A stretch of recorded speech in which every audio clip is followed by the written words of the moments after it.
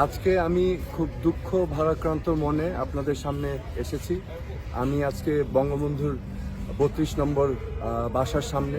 এটা আপনারা সবাই জানেন, এটা বঙ্গবন্ধু জাদুঘর ছিল এবং এই বাড়িতেই ১৯৭৫ সালের ১৫ই আগস্ট আমাদের জাতির জনক বঙ্গবন্ধুকে সপরিবারে নির্মমভাবে হত্যা করা হয়েছিল। আজকে আমরা জানি যে এখানে বাংলাদেশে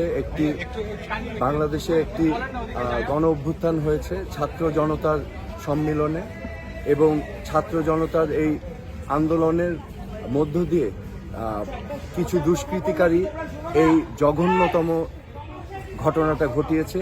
আমি এটার তীব্র নিন্দা জানাই এবং তীব্র প্রতিবাদ জানাই, এবং আমি আহ্বান করব অন্তর্বর্তীকালীন সরকারের দৃষ্টি আকর্ষণ করে আমি দাবি করব যে অতি সত্বর এই দুষ্কৃতিকারীদেরকে আইনের আওতায় এনে বিচার করতে হবে। আজকে আমি আরও আমার মনের কথা আমি বলতে চাই।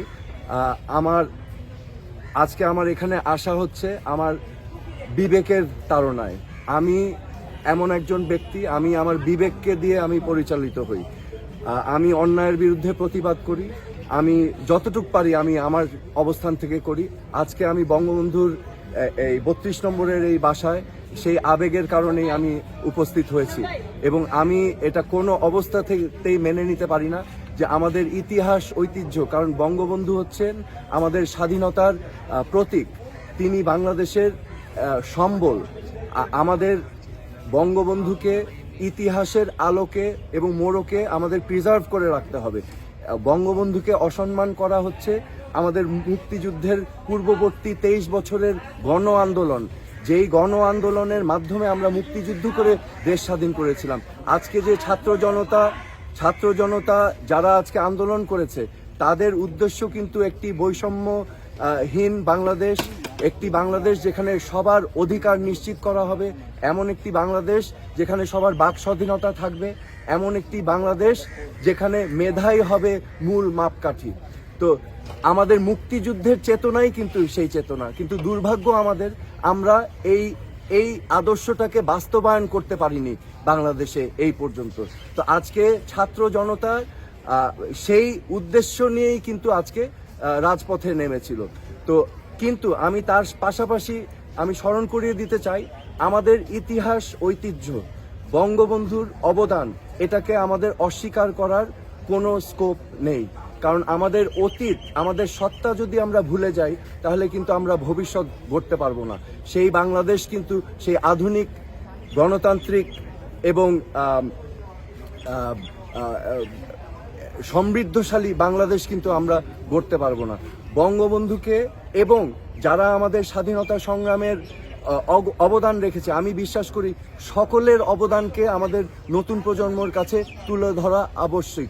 যেমন হোসেন শহীদ সারওয়ার্দী, একে ফজলুল হক, বঙ্গবন্ধু আমাদের মুক্তিযুদ্ধের প্রেরণা দিয়েছেন, অনুপ্রেরণা দিয়েছেন, তাজউদ্দিন আহমেদ, সৈয়দ নজরুল ইসলাম, এমনকি আমাদের মুক্তিযুদ্ধে অবদান রেখেছেন জিয়াউর রহমান সহ 11 জন সেক্টর কমান্ডার, এবং যার আরও অনেক বীর, অনেক হিরো এবং অনেক নায়ক, মহানায়ক আছেন, যাদের ইতিহাস আমাদের নতুন প্রজন্মের কাছে তুলে ধরা আবশ্যক।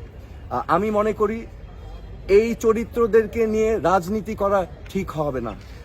আমাদের এই অ্যাসেট, যারা আমাদের লেগেসি, তাদেরকে আমাদের সংরক্ষণ করে রাখতে হবে ন্যাশনাল অ্যাসেট হিসাবে। তাদেরকে নিয়ে যেন ভবিষ্যৎ বাংলাদেশে রাজনীতি না হয়, এটা আমার ব্যক্তিগত অভিমত। আজকে আমি আমাদের ছাত্রছাত্রী ভাই বোনদেরকে আন্তরিকভাবে ধন্যবাদ জানাচ্ছি। তারা এই মিউজিয়াম, বঙ্গবন্ধুর মিউজিয়াম, বাসভবন, এটাকে তারা সংরক্ষণ, ক্লিন আপ করছেন, পরিষ্কার পরিচ্ছন্ন করছেন যতটুকু তারা পেরেছেন। কারণ দুর্বৃত্তরা, আমি আবার বলছি, এই ঘটনা ঘটিয়েছেন কিছু সংখ্যক দুর্বৃত্তরা এই ঘটনাটা ঘটিয়েছে, এবং আমি তাদেরকে স্বাগত জানাই। তারা চেষ্টা করেছেন যে এখানে সার্বিকভাবে ক্লিন আপ করার জন্য এবং সংরক্ষণ করার জন্য। আমি আন্তরিকভাবে ধন্যবাদ জানাচ্ছি এখানে সকলে, তোমরা যারা আছো। এবং আমি আবারও আবেদন করছি আমাদের সকলের কাছে যে এই দেশটা আমাদের সবার, রাজনীতির ঊর্ধ্বে এসে এই দেশটাকে ভালোবাসতে হবে, এবং আমরা যে যেখানে আছি আমি রাজনীতিতে নেই, আমিও চেষ্টা করছি আমার অবস্থান থেকে আমি যতটুকু পারি আমি বলার চেষ্টা করছি। বিকজ রিমেম্বার, আমাদের মরাল কম্পাস যদি আমরা হারিয়ে ফেলি তাহলে কিন্তু কোনো জাতি কোনোদিনও মাথা উঁচু করে উঠতে পারবে না। So please be guided by your moral compass. এই বলে আমি শেষ করছি। ধন্যবাদ সবাইকে।